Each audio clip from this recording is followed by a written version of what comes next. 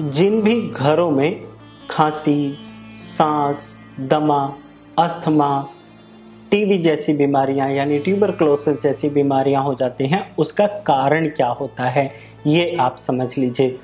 जब भी आपके घर का नॉर्थ ईस्ट, आप यहाँ देख लीजिए नक्शे में, जब भी आपके घर का नॉर्थ ईस्ट, घर की उत्तर दिशा गंदी होगी, घर के अंदर धूल भरा वातावरण होगा, दीवारों पर धूल जमी हुई होगी, तो आपके लिए ये समस्याएं क्रिएट हो जाती हैं।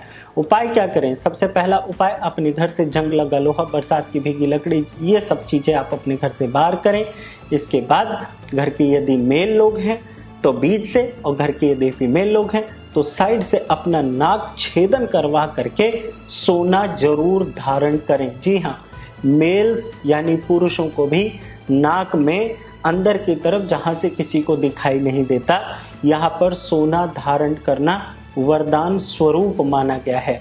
और केसर आप अपनी हथेली पर रगड़ करके उसे आप अपने माथे पर रोजाना जरूर लगाइए, आपको अच्छा परिवर्तन अवश्य दिखाई देगा, ऐसा मेरा अनुभव कहता है।